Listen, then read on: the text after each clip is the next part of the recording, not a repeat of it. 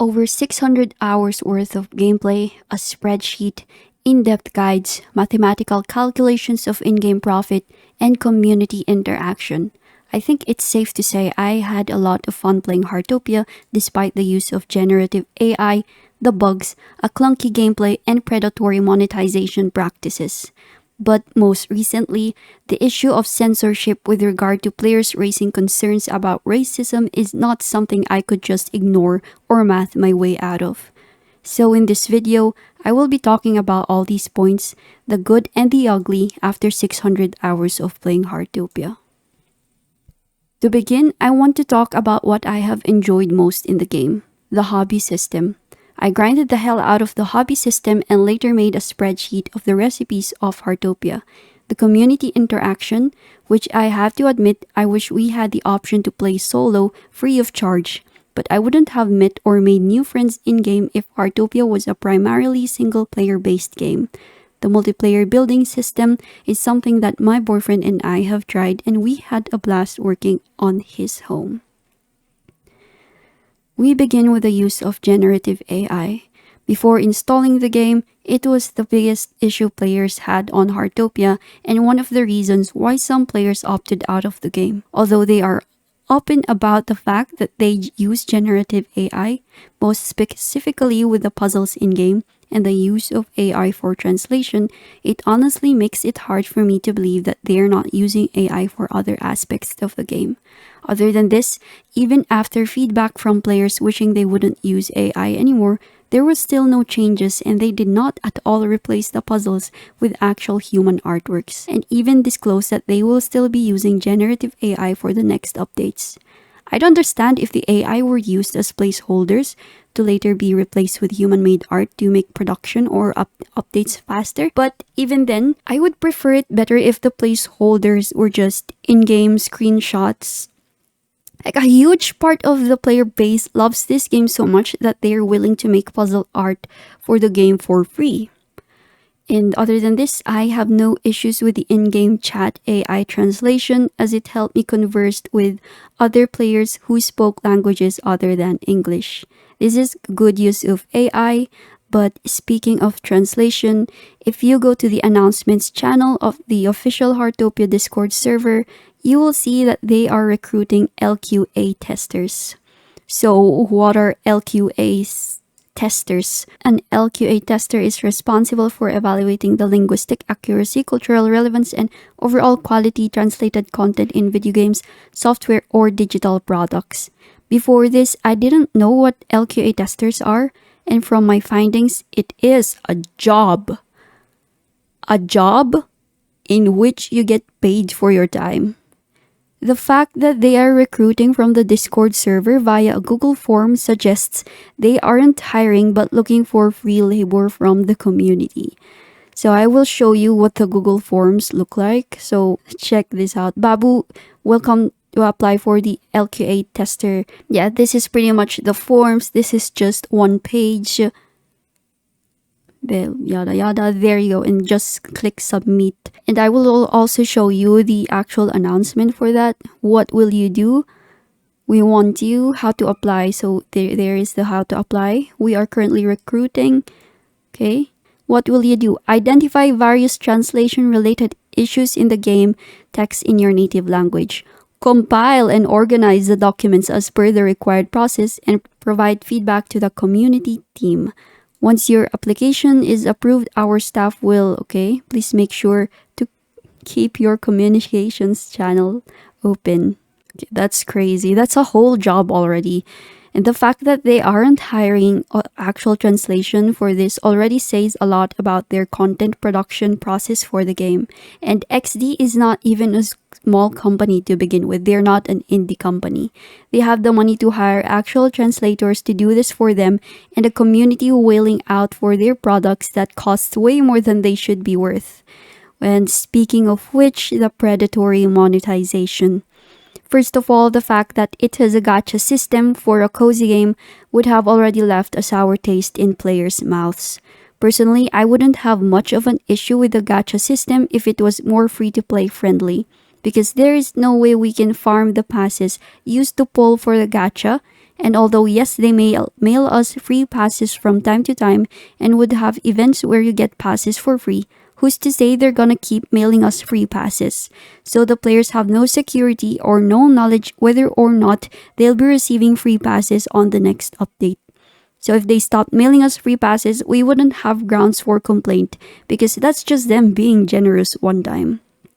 But if they had actually implemented daily pass acquisition and decided they wanted to stop giving out free passes and remove daily pass acquisition, then they'd actually receive backlash they couldn't back out of. And to add, the number of gacha banners released since the game came out on Steam was really surprising for me. This is the first time I am encountering a game with 11 gacha banners all at once. So that's 3 gacha banners for the main update, 6 gacha banners for the collab, and 2 gacha banners for another event like the Lunar New Year. Mind you, this is just the second major update of the game. From the previous major update of the game, it also had about 7 gacha banners to pull from, which in a short period of time is already a lot. Sure, you can opt out of the gacha part of the game, but if you want to diversify your housing with building permits, you are just limited to what Bob has to offer in his shop, which hasn't been updated since release. Especially the outdoor bushes and trees, you literally only have a few of them in the shop and it hasn't updated since. And from the previous banners, there's already 2 pay-to-win trees, or 3 if you include the one from the battle pass. If you really love trees, that's the only way you can get them if you love other tree options. So if you want a different tree, well, you have to pull on the gacha, which has no pity system at all, and getting the permits are one of the hardest to get from the gacha.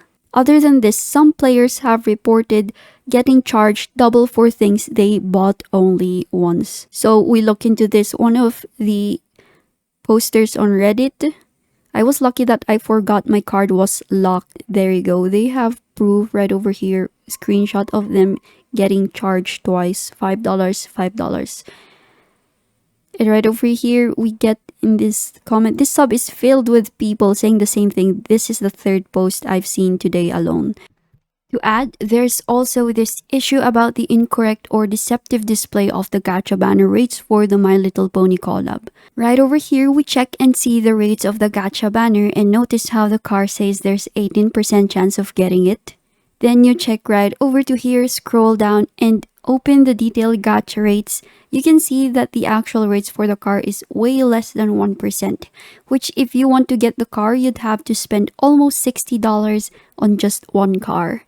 At that point, just go and buy Elden Ring, a game that's actually complete with no microtransactions, has beautiful architecture, and rich lore. Which leads me to my next point, the bugs. The game feels rushed and clunky due to bugs and glitches. Players are still encountering them to this day. I play on PC and the controls are so clunky and it feels as if they did not put in any effort to make the game more playable for PC players. I personally encounter bugs too from time to time, but I wouldn't go on detail on each one of them. But one of the major bugs my brother encountered after I shelled the game to him was getting stuck in fishing mode or floating in the air. I couldn't even see his bed when I visited his home, but I could access it for some reason. With all that said, I think it's safe to make a judgment on how both the company, devs, and moderation team handle the game production and community moderation. I want to start off this next issue with a brown-skinned NPC, the Traveling Gourmet. I personally haven't encountered his gossip quest in-game, but I have seen clips of his quest and him chasing the player around for a poisonous mushroom, ingesting it, then doing a monkey dance, monkey noises, and later passing out. As a brown-skinned individual myself, I did not find this offensive at all. In fact, I would compare it to Sokka drinking the cactus juice and started to act funny after. But I do think they could have done this better rather than doing the monkey dance and noise. I think some players are blowing this NPC issue out of proportion, especially after they have apologized. I don't think this is where the real issue is, but the fact that players found this offensive and have actual grounds to be offended over, like how people of color are often compared to animals should be enough to have it removed, which thankfully they did. And it was followed with an apology. Okay, so right over here, this is the apology. It has come to our attention that certain players have raised concern. The fact that they even had to say certain players have raised concerns and criticisms regarding the conduct of the NPCs. Wow, they are pitting the blame on the NPC. An in-game NPC following an incident in which the initial intent behind Kapil's reaction was to accurately depict, we have since promptly removed these actions. We sincerely apologize to anyone who may have felt offended. We appreciate the feedback that brought this matter to our attention. Moving forward, we will take this incident as a learning opportunity and strive to promote an inclusive and congenial environment within Heartopia. So it's great that they actually removed it and apologized, but just because they apologized doesn't mean they get off scot-free. They have to actually back that up by being consistent, which I will let you know the actual issue I have with the game that made me finally quit the game. So over the 600 hours of Heartopia I have played, I've encountered 2 players, one of whom is in my friends list, who used the darkest skin color in the game. When originally this player did not use the skin, and later I encountered them again, only to find out they did this for laughs. Then just a few days ago, while scouring Reddit for crossbreeding guides, which I originally planned to make a detailed video guide for later, I found this Reddit post, and I found it before it was deleted. Okay, so here is the Reddit post that I saw, and there were 2 players doing blackface in it in the post. As you can see, it has been removed. This was posted 2 days ago, but I saw it when it was released about 8 hours, and by the 12th hour, I think this was already deleted. So let's be clear about what's actually happening. Having a dark skin option in a game is standard necessary design. But when non-black players deliberately equip that skin tone to act out racist caricatures for laughs, they are treating an entire race of people as a troll costume. That is textbook digital blackface. But here's the real kicker. In any normal game, you report those trolls and then they get banned. But in Heartopia, they handled it differently for some reason. You report the trolls and the moderators purge your post to keep the peace. Just like I showed you right over here in the Reddit post, this is one of those. And right over here, they are reporting getting banned or getting muted for this matter, for just reporting this. Yep, there you go. See, look at these. What is this even? Whoever raises concerns about this issue is either banned or muted, which I'm going to test it out later when I'm going to share my video in the share your videos option. I might get banned in the Discord server. And is that a lost cause? No, this fuck off, Heartopia. So too, whoever raises concerns about this issue is either banned or muted, their concerns reduced to inciting drama when they should have been called what they are: concerns about real issues that harm the community and its members. This has been the same for both the Reddit and Discord moderation. But the fact that they can fix the issue with the NPC, but for some reason they're not being consistent on this issue, I don't think they are moderating the game. They're just at this point covering up the rot, and I refuse to invest my time in a system run by cowards. Censorship is a sign of a failing product. Racism in the NPC design is a sign of lazy, unpolished development. If the mods are purging posts instead of fixing bugs, the code data of this game is corrupted, and it just shows what their priorities are. Another cozy game is coming out this year, developed by Hoyoverse. This is not sponsored, by the way. Petite Planet. Hoyoverse has had a pretty good track record with their games, and they have the budget to actually produce a game that feels complete and polished. And they're pretty free to play friendly, although not the best at representation. I will not hold that against them if it's not really their priority, as long as they do not do what Heartopia did with their NPC and how their mishandling of the moderation. So, I'll be moving to Petit Planet not because it's perfect, but because I'm choosing a developer that treats its game like a professional product, not a high speed cash grab.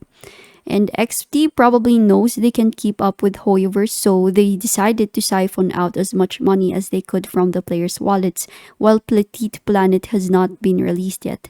This game is a cash grab, and I refuse to invest any more of my time into a low quality, unpolished, and unprofessional product. Honestly, I would be lying if I denied that Heartopia doing these fuck ups not only disappointed me but also made me sad. I have a lot of video plans for Heartopia that I was looking forward to working on, but those videos no longer matter to me if this is how Heartopia treats their community. And I am not turning a blind eye, especially you guys are also the same community that helped get my channel to where it is now. So, to those of you who entered my 1K sub special, your support are the only reason that this was a 600-hour journey instead of a 6-hour mistake. I'll be featuring the winner, the who actually won the random draw. But the rest of you guys, since I did decide that I'm going to draw the others because I'm quitting, like fuck Heartopia, I'll be posting them on the community page of this channel as my final tribute to the Heartopia community, or rather the community XD didn't deserve. I'm taking my axe and the spreadsheet over to Minecraft, the audit is closed, and I'll see you in the next world. Bye.